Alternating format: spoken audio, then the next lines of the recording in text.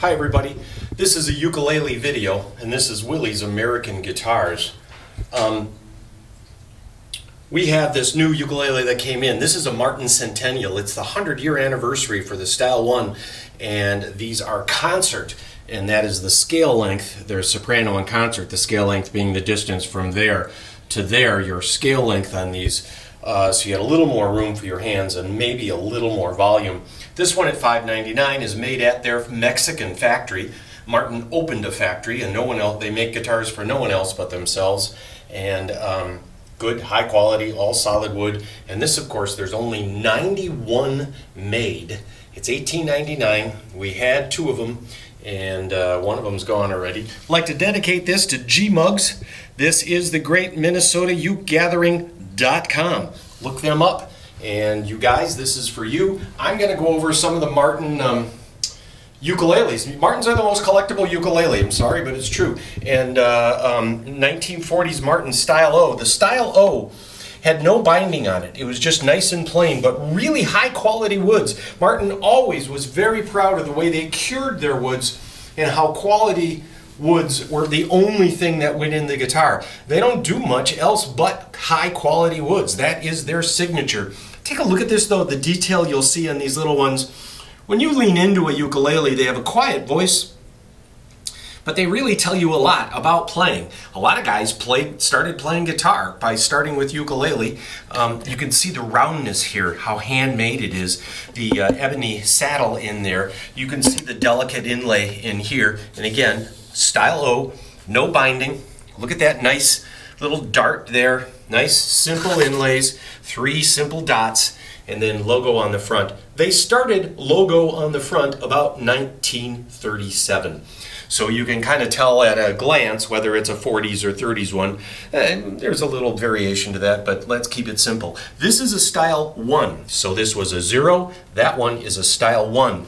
That is kind of the first step up in fancy. You get this black binding and then pretty much the same rosette and kind of simple styling. These all have original cases. From there you go to the Style 2. It's the one with dark binding, like those fellas, and then it's the 2, and the 2 starts getting a little more expensive. And you can see on the 2s here too, it's a single layer on the back, double layer on the front. But you look at this, and really if you come in and spend any time in this, these are just gorgeous. Now these are not for sale. Those are for sale. This Style O is on our website. It's for sale. This is from my personal collection. This is logo on the back. Let's turn that around and you can see. And if you look close, that logo on the back also has a little bit of gold foil on the inside of the logo.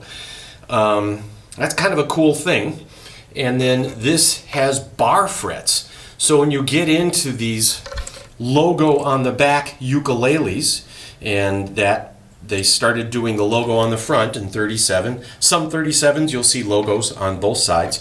You also still had the bar frets instead of what you'd normally see on guitars these days. These are very deluxe. This one is a mahogany, a 3M mahogany.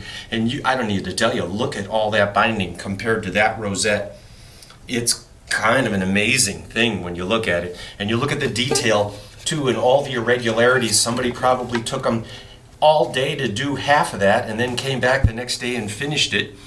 And you can see the detail too, and again how handmade all this ivoryed in there, and just a beautiful piece of art. I'm sorry, these are just plain art and they sound good. From there, if you had a little extra bling in your pocket, you would get a 3K, and you had either mahogany 3M, but 3Ks were more money because they did the M's because they were running out of mahogany. Now this, again, no logo, it's on the back, bar frets, but look at that detail, the binding that goes down the center of the neck and is just gorgeous to view.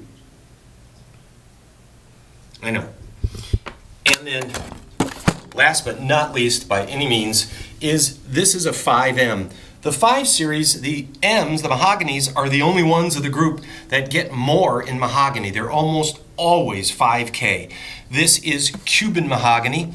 Mahogany trees tend to grow straight up. They don't twist, and that's where your curl or flame comes from. in koa trees is the twisting of the wind twists the branches and trunk of the trees. The mahogany trees like this generally don't twist. It's really hard to find flamed mahogany, so this is really choice. And then, of course, all the Cuban mahogany is gone. But look at that detail, the snowflake and then the headstock. It's just a gorgeous ukulele, comes with its original hard shell case, and that is a 5. So we have O's, 1s, 2s, 3s are the deluxe model, the Buicks, if you will. A 3K, which I closed the case on, but the case is fun, isn't it? And then, of course, the 5-level ukuleles, and those, there's only 700 of these out there. And Martin was kept alive by their ukuleles. It really helped them get through the Depression.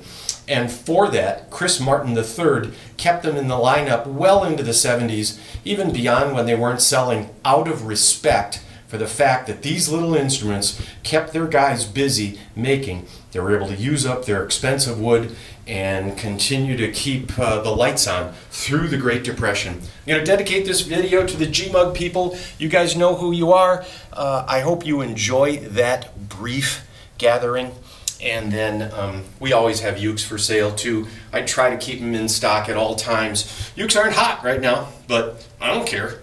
Do you know I sold ukuleles to George Harrison, Pete Townsend, Billy Joel of Green Day has bought a few ukes, all of them right on ukulele. Yeah, Green Day on ukulele, picture that. All right, that's all I got. This one is for sale. It's really cool. Just so beautiful. Wood, hand stained. Oh geez, it's almost 7 minutes. I better go. Bye you guys.